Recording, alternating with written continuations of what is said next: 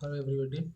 Okay, welcome to classes for exam concluder. ତ ଆଜି ଆମେ କ'ଣ ପଢ଼ିବା ନା ଆଜି ଆମେ ପଢ଼ିବା କ୍ଲାଇମେଟ୍ ଅଫ୍ ଓଡ଼ିଶା। ଆଜି ଆମେ କ'ଣ ପଢ଼ିବା ନା climate of Odisha. As I had promised, ମୁଁ ଗୋଟେ ଭିଡ଼ିଓ ଆଣିବି ଆପଣମାନଙ୍କ ପାଇଁ। ଓକେ, ତ ଆଜି ପଢ଼ିବା କ୍ଲାଇମେଟ୍, କାଲି ପଢ଼ିବା ସଏଲ୍। ଏମିତି କ୍ଲାସ୍ ସବୁ ଆପଣମାନଙ୍କର একদম ପ୍ଲାନ୍ ହେଇକି ଅଛି, ଖାଲି ସବୁଦିନ ଏମିତି କ୍ଲାସ୍ ଆସି ଚାଲିବ। ଓକେ, ଆଚ୍ଛା, ଓଡ଼ିଶାର କ୍ଲାଇମେଟଟା କୋଉ ଟାଇପ୍ର? ଓଡ଼ିଶାର କ୍ଲାଇମେଟର ଟାଇପ୍ କ'ଣ? ଗୋଟେ ଟାଇପ୍ ଥାଏନି, ଟ୍ରପିକାଲ ମନସୁନ୍ କି ମନସୁନ୍। ସେଭଳିଆ ଓଡ଼ିଶାର କ୍ଲାଇମେଟର ଟାଇପ୍ ହେଉଛି କ'ଣ ନା ଟ୍ରପିକାଲ ମନସୁନ୍। ଟ୍ରପିକାଲ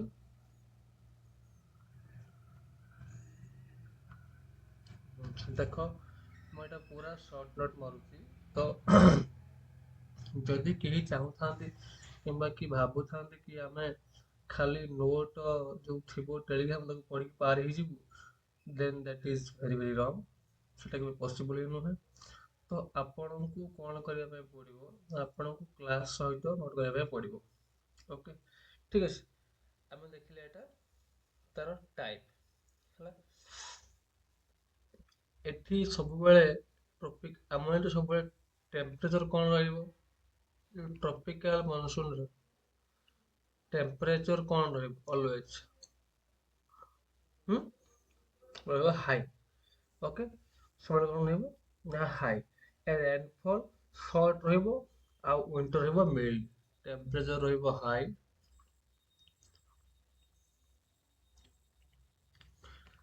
ରେନଫଲ୍ କ'ଣ ରହିବ? ରେନଫଲ୍ ରହିବ ସର୍ଟ, ଆଉ ୱିଣ୍ଟର କ'ଣ ରହିବ? ମିଲ୍ଡ। ୱିଣ୍ଟର କ'ଣ ରହିବ? ମିଲ୍ଡ। କିନ୍ତୁ ଏବେ ତ ଏସବୁ ହଉନାହିଁ, କାହିଁକି ନା ଆମର ସବୁ ଯୋଉ ଏନଭାୟରନମେଣ୍ଟ ସବୁ ଯୋଉ ଚେଞ୍ଜ ଆସୁଛି, କୋଉଠି ନା କୋଉଠି ତା ପଛରେ ଆମେମାନେ ହିଁ ଦାୟୀ। ବୁଝିପାରିଲ?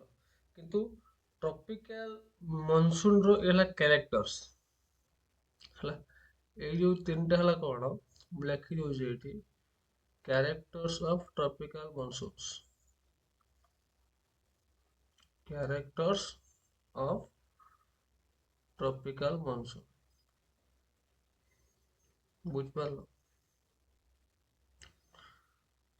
ଟ୍ରପିକାଲ ମନସୁନ୍ ଦେନ୍ ହେଲା। ଆଚ୍ଛା, ଆମେ ସମସ୍ତେ ଜାଣିଛନ୍ତି କ'ଣ, ଆମର 6ଟା ଋତୁ ଅଛି। 6ଟା ଋତୁ ଅଛି, କିନ୍ତୁ ଆମେ ବେସିକାଲି କୋଉ କୋଉ ଋତୁ ଫିଲ୍ କରନ୍ତି ନା ଆମେ ସମରଟାକୁ ଫିଲ୍ କରନ୍ତି ହେଲା। ଦେନ୍ ଆମେ ରେନି ସିଜନକୁ ଫିଲ୍ କରନ୍ତି, ଦେନ୍ ୱିଣ୍ଟର। ବାକି ସବୁ ସିଜନ ତା ଭିତରେ ଆସେ ଯାଏ, ବଟ୍ ଆମେ ତାକୁ ଏତେ ଭଲ ଭାବରେ ଫିଲ୍ ହିଁ କରିପାରନ୍ତିନି। ଆମେ କାହାକୁ କାହାକୁ ଇଏ କରନ୍ତି ନା ସମର, ଆଉ ହେଲା ରେନି ସିଜିନ୍, ଆଉ ହେଲା ୱିଣ୍ଟର ସିଜିନ୍ ହେଲା। ତ ଆମେ ଏବେ ଏଇ ତିନିଟା ପଢିବା। ଓକେ, ଫାଷ୍ଟ ଆମେ ପଢିବା କ'ଣ ନା ସମର ସିଜିନ୍।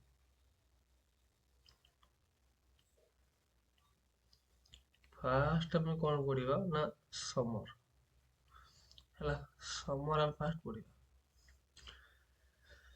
ଆଚ୍ଛା, ସମରର ମତେ କହିଲ ତ ଟାଇମ୍ ପିରିୟଡ଼ କେତେରୁ କେତେ? ସମରର ଟାଇମ୍ ପିରିୟଡ଼ କେତେରୁ କେତେ ନା କ'ଣ? ମାର୍ଚ୍ଚରୁ ଜୁନ୍। ମାର୍ଚ୍ଚରୁ ଜୁନ୍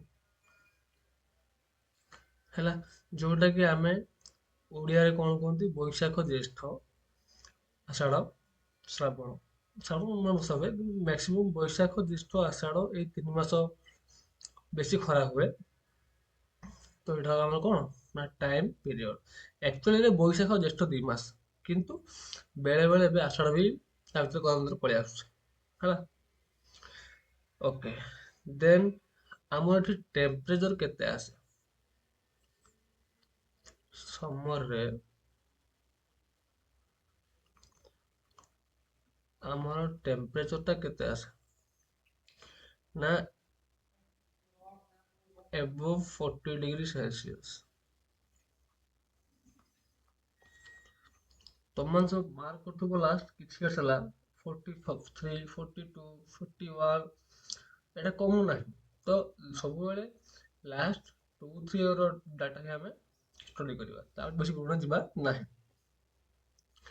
ଆଚ୍ଛା, ଟେମ୍ପରେଚର ଗଲା। ଏକ୍ସଟ୍ରିମ ହିଟ୍ କୋଉ କୋଉ ଜିଲ୍ଲାରେ ହୁଏ?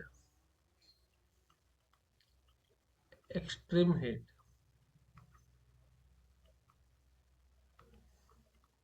ଏକ୍ସଟ୍ରିମ ହିଟ୍ କୋଉ କୋଉ ଜିଲ୍ଲାର ହୁଏ? ନା ସୁନ୍ଦରଗଡ଼ରେ ହୁଏ। ସବୁ ହଉଛନ୍ତି ୱେଷ୍ଟର୍ଣ୍ଣ ଡିଷ୍ଟ୍ରିକ୍ଟ। ସୁନ୍ଦରଗଡ଼ରେ ହୁଏ। ଦେନ୍ ଆମର ସମ୍ବଲପୁରରେ ହୁଏ। ସମ୍ବଲପୁରରେ ହୁଏ। ଦେନ୍ ଆମର ବରଗଡ଼ରେ ହୁଏ।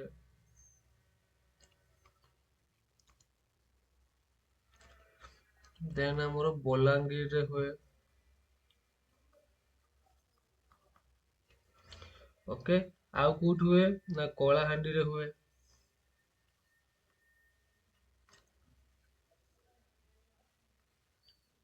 କଳାହାଣ୍ଡିରେ ହୁଏ। ଆଉ କୋଉଠି ହୁଏ? ନା ମୟୂରଭଞ୍ଜରେ ହୁଏ। ମୟୂରଭଞ୍ଜରେ ହୁଏ। କଣ ଏକ୍ସଟ୍ରିମ ହିଟ୍ ଏସବୁ ଜାଗାରେ ହୁଏ। ଆଉ ଏଇ ଯୋଉ ଏକ୍ସଟ୍ରିମ ହିଟ୍ ମାନେ କଣ?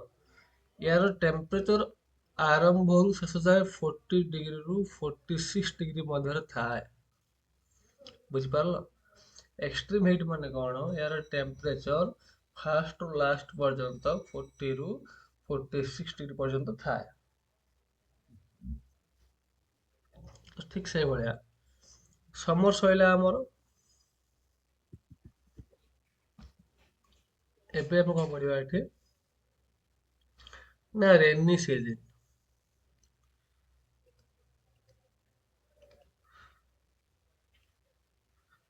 ରେନି ସିଜିନ୍ ଆମେ ପଢିବା। ସେଇଭଳିଆ ରେନି ସିଜିନ୍ ର ତାର ଟାଇମ କଣ?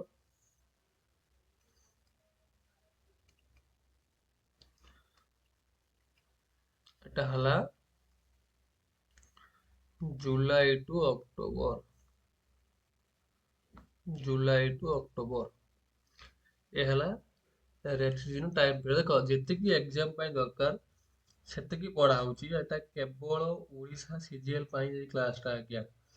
ଏହା ଦ୍ୱାରା ଆପଣ କିଛି ବଡ ଲେବୁଲ କ୍ଲାସ, ବଡ ଲେବୁଲ ଏକ୍ଜାମ କ୍ଲିୟର କରିପାରିବେ ନାହିଁ। ମାନେ କେବଳ ୟାକୁ ପଢିକି, ୟାକୁ ପଢିଲେ ଆପଣଙ୍କୁ ସେଠି ସହାୟକ ହେଇପାରିବ। କିନ୍ତୁ କଣ, ଯୋଉ ଲେବୁଲରେ ଆପଣଙ୍କୁ ଦରକାର ସେ ଲେବୁଲରେ ଏଟା ଏଠି ପଢୁନାହୁଁ।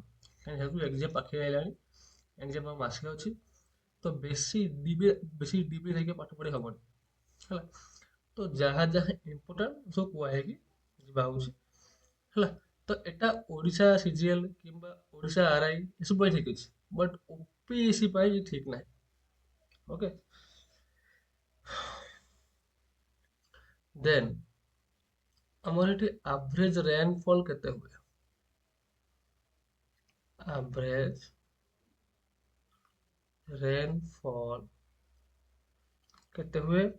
ନା 200 ସେଣ୍ଟିମିଟର। 200 ସେଣ୍ଟିମିଟର କଣ ହୁଏ? ଆଭରେଜ ରେନଫଲ ହୁଏ। ଆଉ ସବୁଠୁ ୱେଟେଷ୍ଟ ମନ୍ଥ କାହାକୁ କୁହାଯାଏ? ୱେଟେଷ୍ଟ ମନ୍ଥ ମାନେ କଣ? ଯୋଉ ମାସରେ ସବୁଠୁ ବେଶୀ ବର୍ଷା ହୁଏ। କାହିଁକି ବେଶୀ ବର୍ଷା ହୁଏ? କାହିଁକି ନା ସେ ମାସରେ ଶ୍ରାବଣ ଋତୁ ପଡେ। ଆଉ ସେଇ ମାସରେ ମନସୁନ ଟା ଅଧିକ ଆକ୍ଟିଭ ଥାଏ ହେଲା। କାହିଁକିନା ମନସୁନ ଜୁନ ରୁ ଷ୍ଟାର୍ଟ ହୁଏ। ଜୁଲାଇ ଜୁନ ମଝିରୁ ଜୁଲାଇ ଲାଷ୍ଟ ପର୍ଯ୍ୟନ୍ତ ବହୁତ ହେଭିଲି ଆକ୍ଟିଭ ରୁହେ। ଜୁଲାଇ ପରେ ଯୋଉ ସେପ୍ଟେମ୍ବର ଅକ୍ଟୋବର ଅଗଷ୍ଟ ସେପ୍ଟେମ୍ବର ଯୋଉ ଅକ୍ଟୋବର, ସେଠି ସିଏ ଆସ୍ତେ ଆସ୍ତେ ଦୁର୍ବଳ ହେଇଯାଏ। ସବୁଠୁ ହାଇଷ୍ଟ ମାନେ ୱେଟ ସେ ଜୁଲାଇ ମାସରେ ହିଁ ହୁଏ। ଆଚ୍ଛା,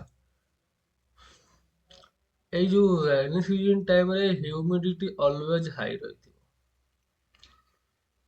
ଆଚ୍ଛା ଆମେ କେମିତି ଜାଣିବା କି ହ୍ୟୁମିଡିଟି ସବୁବେଳେ ହାଇ ରୁହେ ନା ଲୋ ରୁହେ? ଆମେ ଏମିତି ଜାଣିବା ନା କଣ, ନା ଆମର ତମେ ଦେଖିବ ତମେ ଯେତେବେଳେ କିଛି ଗୋଟେ ଲୁଗା ଶୁଖେଇବ ବାହାରେ ନେଇକି, ସେତେବେଳେ ସେ ସଡନ ଶୁଖିବ ନାହିଁ। କିନ୍ତୁ ତମେ ଏବେ ଦେଖିବ, ଏବେ ଏପ୍ରିଲ ମାର୍ଚ୍ଚ ମେ ଭିତରେ ଦେଖିବ ସବୁ ଲୁଗା ସିଏ ବହୁତ ଜଲ୍ଦି ଶୁଖେଇଦବ। କିନ୍ତୁ ଜୁନ ଜୁଲାଇ ଅଗଷ୍ଟ ଦେଖିବ ଲୁଗା ଗୋଟେ ଲେଟ୍ ହବ, ଟିକେ ପ୍ରୋବ୍ଲେମ ହବ। କାହିଁକି ହୁଏ? କାହିଁକି ନା ସେଇ ଟାଇମରେ ବାୟୁମଣ୍ଡଳରେ ଜଳୀୟ କଣାର ମାତ୍ରା ବେଶୀ ଥାଏ, ଯୋଉଥିପାଇଁ ବାୟୁମଣ୍ଡଳ ଆମର ଯୋଉ ସାର୍ଟ ପ୍ୟାଣ୍ଟ ଜଳୀୟ ଟାଣି ପାରେ ନାହିଁ। କିନ୍ତୁ ଏବେ କଣ, ଏବେ ଯେହେତୁ ଜୋର ଖରା ହଉଛି, ଏବେ ବାୟୁମଣ୍ଡଳରେ ଜଳୀୟ କଣା ମାତ୍ରା ବହୁତ କମ ଅଛି। ତ ସିଏ କଣ କରୁଛି ନା ଆମ ସବୁ ଲୁଗାପଟା ଜଲଦି ତାକୁ ସବୁ ଟାଣି ନଉଛି, ତା ସବୁ ଜଳୀୟ କଣା ଗୁଡାକ ହେଲା। ଆଚ୍ଛା ଦେନ୍ ଆମର ଓଡିଶାର ଗୋଟେ ଅଛି କୋଷ୍ଟାଲ ଓଡିଶା, କୋଷ୍ଟାଲ ଓଡିଶା, ଆଉ ଗୋଟେ ଅଛି ଇନଲ୍ୟାଣ୍ଡ ଓଡିଶା। ମାନେ ଯୋଉଗୁଡାକ କୋଷ୍ଟାଲ ଓଡିଶା ନୁହେଁ ସେ କଣ ହବ, ସିଏ ହବ ଇନଲ୍ୟାଣ୍ଡ ଓଡିଶା। ଇନଲ୍ୟାଣ୍ଡ ଓଡିଶା। ତ କୋଷ୍ଟାଲ ଓଡିଶାର କେତେ ଅଛି ହ୍ୟୁମିଡିଟି? ନା ୟାର ହଉଛି 75% ରିଲେଟିଭ ହ୍ୟୁମିଡିଟି।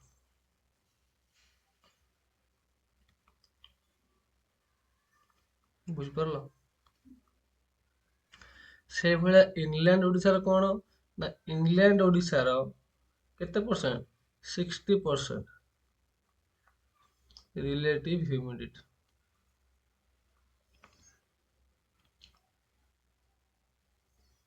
କୋଷ୍ଟାଲ ଓଡିଶାର 75% ଆଉ ଇଂଲ୍ୟାଣ୍ଡ ଓଡିଶାର 60% କଣ ହେଲା ନା ହ୍ୟୁମିଡିଟି। ବୁଝିପାରିଲ? ତାପରେ ଆମେ ଏହାର ଆଉ ଦିଟା ପାର୍ଟ ପଢିବା, ନା କଣ, ନା ସେଇ ଯୋଉ ରେନି ଅଣ୍ଡରରେ ପଢିବା। ଗୋଟେ ହେଲା କଣ, high annual rainfall reasons.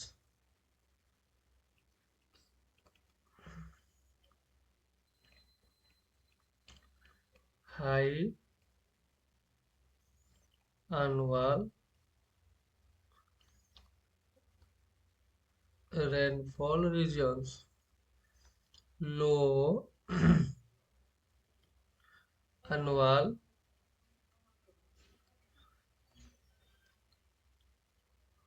rainfall regions, high annual rainfall regions और low annual rainfall regions। तो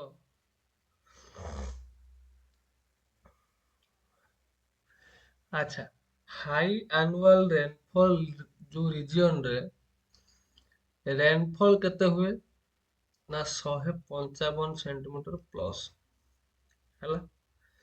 ହାଇ ଆନୁଆଲ ଯୋଉ ରେନଫଲ ରିଜିଅନ ରେ 155 ସେଣ୍ଟିମିଟର ରୁ ଅଧିକା ମାତ୍ରାରେ କଣ ହୁଏ, ବର୍ଷା ହେଇଥାଏ। ଆଉ ଲୋ ରେ କେତେ ହୁଏ, ନା ଲୋ ରେ ଆମର 135 ସେଣ୍ଟିମିଟର ରୁ କମ ହେଇଥାଏ, ମାଇନସ ହେଲା। ଆମର ହାଇ ଆନୁଆଲ ରେନଫଲ ରିଜିଅନ ରେ 155 ସେଣ୍ଟିମିଟର ପ୍ଲସ ଆଉ ଲୋ ରେ 135 ସେଣ୍ଟିମିଟର ରୁ ମାଇନସ ହେଲା। ଆଚ୍ଛା, ହାଇ ଆନୁଆଲ ରେନଫଲ ରିଜିଅନ ଏଟା କୋଉ କୋଉ ନଦୀର କ୍ୟାଚମେଣ୍ଟ ଏରିଆକୁ ନେଇକି ହେଇଛି? କ୍ୟାଚମେଣ୍ଟ ଏରିଆ କୋଉ କୋଉ ନଦୀର ଏକୁ ନେଇକି ହେଇଛି, ନା ବୁଢା ବଳଙ୍ଗ। ଦେଖ, ତମେ ଯଦି ମୋର କାଲି କ୍ଲାସ ଟା ଭଲସେ କରିଥିବ, ତମେ ଏଇଠୁ ଅନୁମାନ ଲଗେଇ ଦେଇ ପାରିବ କି କୋଉ କୋଉ ଜିଲ୍ଲାରେ ବି ହାଇ ରେନଫଲ ହଉଛି ହେଲା। ବୁଢା ବଳଙ୍ଗ, ଦେନ ହେଲା ବୈତରଣୀ,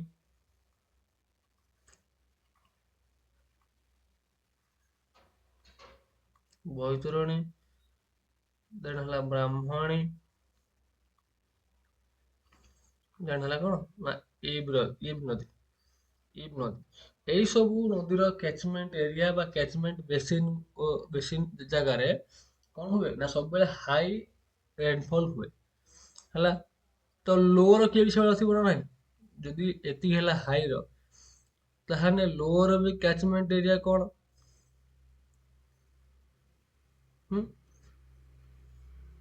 ନା କୋଉ କୋଉ ନଦୀ ହଉଛି ନା ବଂଶଧାରା, ଋଷିକୁଲ୍ୟା।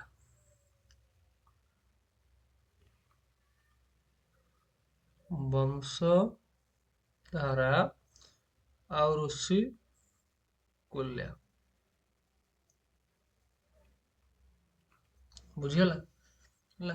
ଲୋ ଆନୁଆଲ ରେନଫଲ ରିଜନ କଣ ନା ବଂଶଧାରା ଆଉ ଋଷିକୁଲ୍ୟା। ଦେନ୍ ଆଚ୍ଛା ଠିକ ଅଛି। ତାହେଲେ ତମେ ଏଇ ଯୋଉ ବୁଢା ବଳଙ୍କ ବୈତରଣୀ ବ୍ରାହ୍ମଣୀ ତମେ ଏଥିରୁ କଣ ଜାଣିଲ ନା ଏ ଆଣ୍ଡରେ କୋଉ କୋଉ ସବୁ ଜିଲ୍ଲା ଆସିବେ? ମୟୂରଭଞ୍ଜ ଆସିବ, କାହିଁକି ନା ମୟୂରଭଞ୍ଜ ଦେଇ ବୁଢା ବଳଙ୍ଗ ଆସିଛି। କେଉଁଝରରୁ କିଏ ଆସିଛି? ବୈତରଣୀ। ବୁଝିପାରିଲ? ସେଇଭଳିଆ ପାଲଲହରା, ଅନୁଗୁଳ, ସୁନ୍ଦରଗଡ଼ ଏସବୁ କିଏ? ଏଇ ବି ଆଉ ବ୍ରାହ୍ମଣୀ। ଏଇ ବି ଆଉ ବ୍ରାହ୍ମଣୀ। ତ ଏହାର ଜିଲ୍ଲା ଜିଲ୍ଲା ପଚାରି ପାରେ। ଯଦି ଜିଲ୍ଲା ପଚାରିଲା ଟିକେ ନିଜ ମୁଣ୍ଡ ଖଟେଇବ। ଦେଖିବ ବୁଢା ବଳଙ୍କୁ କୋଉ ଜିଲ୍ଲା ଦେଇକି ସବୁ ଯାଇଛି। ବୈତରଣୀ କୋଉ କୋଉ ଏରିଆ ଦେଇକି ସବୁ ଯାଇଛି। ବ୍ରାହ୍ମଣୀ ଦେଇ ଯାଇଛି। ଏଇ ସବୁ ଲେଖିବ। ସେ ଯଦି ହାଇ ଏରିଆ ପଚାରିଲା କଣ ବଂଶଧାରା ଆଉ ଯୋଉ ଋଷିକୁଲ୍ୟା ଏଠି ତ ଗଞ୍ଜାମ ନିଶ୍ଚୟ ଆସିବ। ହଁ କି ନା? ଗଞ୍ଜାମ ଆସିଲା ମାନେ ସାଙ୍ଗେ ସାଙ୍ଗେ ଆମେ ଆଣିବା କୋରାପୁଟ ଆଉ ପୁରୀ। ହେଲା। କୋରାପୁଟ ଆଉ ପୁରୀ। ବୁଝିପାରିଲ? ଦେନ୍ ଆଉ ଗୋଟେ ସିଜନ ହୁଏ ଦ୍ୟାଟ ସରି। ଆଚ୍ଛା ଆମର ଏଇ ଯୋଉ ଏଇଟା ଆଉ ଗୋଟେ ପଏଣ୍ଟ ଲେଖିଦିଏ ଛାଡି ଦେଇଗଲି। ଏକେ ଖାଲି ମିନିଟ୍ ଖାଇଗଲି। ଆମର ଯୋଉ ରେନଫଲ ହୁଏ ହେଲା। ଆମର ଯୋଉ ରେନଫଲ ହୁଏ ଆମର ଗୋଟେ ଇମ୍ପୋର୍ଟାଣ୍ଟ ପଏଣ୍ଟ ମୁଁ ତମକୁ କହିଲି ଭୁଲିଗଲି। ୱିଣ୍ଟର ସିଜନରେ ରେନଫଲ କୋଉ ଜାଗାରେ ହୁଏ?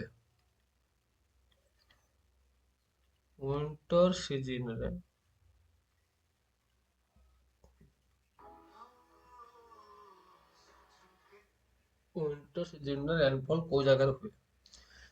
ଆମର ଗୋଟେ ହେଲା ତାମିଲନାଡୁ। ଇଣ୍ଡିଆ ଭିତରେ ତାମିଲନାଡୁରେ ହୁଏ। ହେଲା। ଆଉ ଆମର ଯୋଉ ଓଡିଶା ଭିତରେ ସେଟା କୋଉଠି ହୁଏ? ନା ବୈତରଣୀ କ୍ୟାଚମେଣ୍ଟ ଏରିଆରେ। ବୈତରଣୀ କ୍ୟାଚମେଣ୍ଟ ଏରିଆରେ ହୁଏ। ବୁଝିପାରିଲ? ହେଲା। ଏବେ ଆମେ କଣ ପଢିବା? ଏବେ ଆମେ ପଢିବା ୱିଣ୍ଟର ସିଜନ।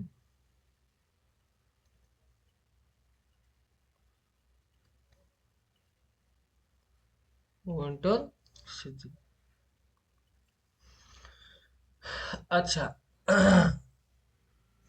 ୱିଣ୍ଟର ଟାଇମ କେତେ କେତେ?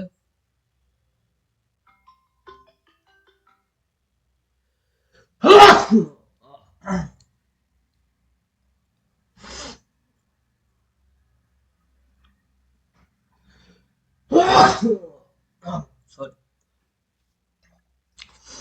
ୱିଣ୍ଟର ଟାଇମ କେତେ କେତେ? ନା ୱିଣ୍ଟର ଟାଇମ ହଉଛି କଣ ନା ମିଡ ଅକ୍ଟୋବର। ମିଡ ଅକ୍ଟୋବରରୁ ଫେବୃଆରୀ। ହେଲା। ୱିଣ୍ଟର ଟାଇମ କଣ ନା ଅକ୍ଟୋବର ମଝା ମଝିରୁ February that is winter time period. ହେଲା। ଆଉ ଟେମ୍ପରେଚର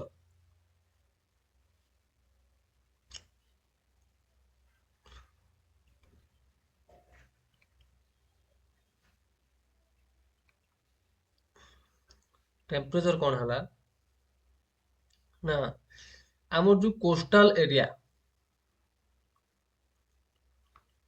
କୋଷ୍ଟାଲ ଏରିଆ ଏଠି ଟେମ୍ପରେଚର 25 ଡିଗ୍ରୀରୁ 18 ଡିଗ୍ରୀ ଭିତରେ ସବୁବେଳେ ରେଞ୍ଜ କରେ। ହେଲା। କିନ୍ତୁ ଆମର ଯୋଉ ଇଣ୍ଟେରିୟର ହେଇଗଲା ମାନେ କଣ ଇଣ୍ଟରନାଲ ପାର୍ଟ, ସେଠି କଣ 7 ଡିଗ୍ରୀ ପର୍ଯ୍ୟନ୍ତ ଲୋଏଷ୍ଟ ଯାଇପାରେ। କିନ୍ତୁ କଣ ଆମେ ଦେଖିଛନ୍ତି ଆମର ମୟୂରଭଞ୍ଜ ଶିମିଳିପାଳରେ 0 ଡିଗ୍ରୀ ବି ହେଇଛି, ହେଇଛି ନା ହେଇନି? ବହୁତ ଥର ହେଇଛି। ତ ଏଇଟା ଦେଖ, ଆମର ଯୋଉ ଏଟା ନିଆଗଲା 7 ଡିଗ୍ରୀ, ଏଟା ସବୁଗୁଡାକ ମିଶେଇ ଗୋଟେ ଆଭରେଜ ନିଆଗଲା। କିନ୍ତୁ ଏଇ ଜିରୋ କଣ, ଇଏ ମାତ୍ର ଗୋଟେ ଜାଗାରେ ହେଇଛି ନା, ଏବେ ଆମର ଉତ୍ତର 7 ଡିଗ୍ରୀ ହବ ହେଲା। ଯଦି ପଚାରିଲା in Similipal region then that is zero. ଆମର ସେଭଳି ହେଇଗଲା, ଆମର ଦାରିଙ୍ଗବାଡି ହେଇଗଲା, ବୁଝିପାରିଲ, ଏସବୁ ବହୁତ ଲୋ ଯାଏ। ଆଚ୍ଛା,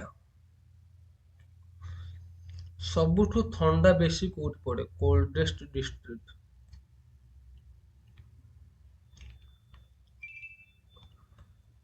କୋଲ୍ଡେଷ୍ଟ ଡିଷ୍ଟ୍ରିକ୍ଟ ଥଣ୍ଡା କୋଉଠି ପଡେ? ନା ଆମର କୋରାପୁଟ ଆଉ କନ୍ଧମାଳ। କୋରାପୁଟ ଏଣ୍ଡ କନ୍ଧମାଳ, ଯୋଉଠି ସବୁଠାରୁ ବେଶୀ ଥଣ୍ଡା ପଡେ। ଥଣ୍ଡା ପଡେ ହେଲା। ଆଉ ଏଠି 0 ଡିଗ୍ରୀ ପର୍ଯ୍ୟନ୍ତ ବି ଯାଏ। 0 ଡିଗ୍ରୀରୁ 3 ଡିଗ୍ରୀ ଏ ଭିତରେ ପ୍ରାୟ ଟାଇମ ଭ୍ୟାରି କରେ। ଆଉ ବହୁତ ବହିରେ 3 4 ଦେଇଥାଏ, କିନ୍ତୁ ଏବେ ଆଉ 3 4 ରହୁନାହିଁ, 1 ହେଇଯାଉଛି, 2 ହେଇଯାଉଛି। ତ ଏବେ ଶୁଣୁଛି ନବା ହେଲା। ଆଉ ଏଇ ସମୟରେ ଲାଇଟ ରେନଫଲ ହୁଏ। ଏବେ ହଉନି ବଟ ହୁଏ।